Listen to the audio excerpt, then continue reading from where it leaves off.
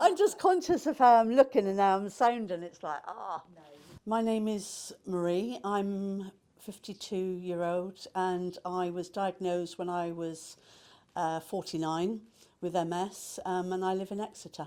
Previously thought it was migraines and vertigo. I was told about the centre by a friend. Was very nervous the first time. I actually walked in and walked out again. But I've been coming to the centre ever since for the oxygen therapy and for the physio. Life for me when I was diagnosed was quite difficult. I wasn't able to leave the house for one thing. I lost my job due to the sickness time that I'd had. I also had quite low in like depression and things because of I felt as if everything was being taken away. My car was being taken away because I couldn't drive. My job was being taken away and everything about me was no longer there. I was just sat there in the house not being able to do anything, which was obviously not very good time for me. My theory was I'll just do whatever I can for myself as well as medication, and it was worth a try, so why not? And I've been coming ever since. I felt nervous about going in the chamber at first, but if you're not claustrophobic, then there's not really anything to worry about. It pops your ears now and again, but apart from that, it's fine. When I first started Oxygen, the team went through with me what was going to happen and how it's probably going to feel and what I was to expect. So I really went in for the first time not worried at all. When I started Oxygen, the first impact that I felt was my fatigue was starting to dissipate. It was my fatigue and my general well-being, and I felt more energetic and I was able to concentrate more because my brain fog was slightly made better, really. The impact on coming to the centre was quite huge, really, because I wasn't going out of the house. So I was coming here 3 times a week, so I was getting to see people. So it was actually benefiting me on a social level as well, because the rest of the week I wasn't seeing anybody. Yeah. So it was bringing me, I was coming back to my old self, being more happier in myself and more upbeat, and I was feeling able to face things a lot more, and obviously speaking to people that are in the same place as I am, it was quite good for me. When I first got diagnosed, I couldn't really walk. I spent 12 months at home not being able to go outside, but since coming to the centre, having done, I do a couple of sessions in the gym with the physio, and I also do the physio's Pilates class. So I've gone from walking with aids to walking indoors without aids. So I'm no longer having to walk with my hands. So that's nice because I feel normal again, whatever normal may be. The people I've met at the centre, although they're a wide range of different ages, there are, like I said, we meet up for coffee, so not necessarily the people that I do Oxygen with or the people that I'm in classes with, but I stop and have a coffee with others. And I've actually got a couple of people who I'm really, really close friends with now.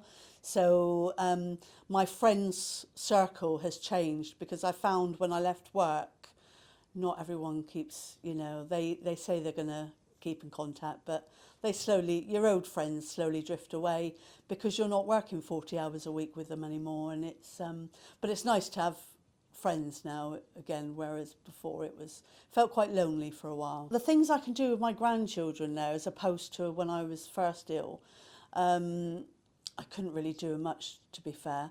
But now they're a great help. Being that bit older, they help me.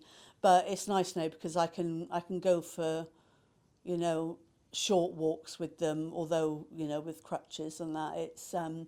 But it's nice to be able to go out with them now rather than having to stay at home because I couldn't do it. Before I got diagnosed and had to go sick, I was a funeral director. So my life consisted of a lot of hours and a very manual job. And likewise, before that, I was in the NHS, so working on the wards and things. So I've always done physical jobs.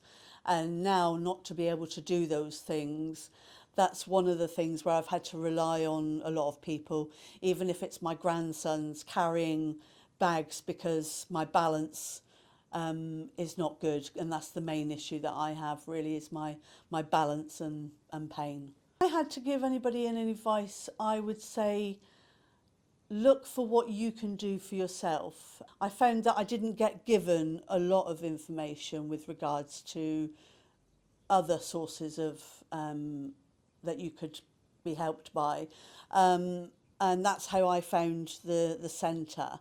Likewise, find a group of people, whether it's on social media or through the centres, to find people of your tribe, if you like, people that you can, because they all understand you, and they help you through the dark times and get you through that time. And it's a bit of a laugh and a joke when we're at the centre now. It's not all doom and gloom.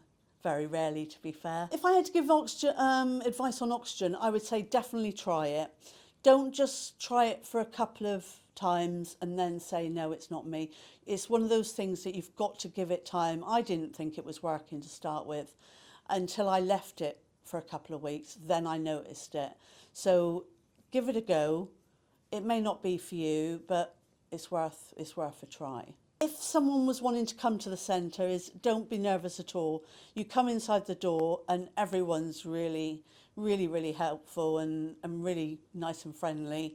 Even if you just come in for a coffee to start with, one of us will put you into a conversation or put the kettle on for you. So it's a really friendly place. With regards to the there's a lot of volunteers at the centre, and we couldn't really do without them. And so if anybody wants to volunteer, they don't necessarily know about MS, but come along, and I'm sure one of the staff will help you with the forms and things, because we need as many people as we can. The centre is purely run by donations, so if anybody thinks of anyone that would like to choose a charity for the year, just consider the MS Centre. It's a very worthy cause, helps a lot of people, including myself, and we'd really appreciate any help that anyone can give.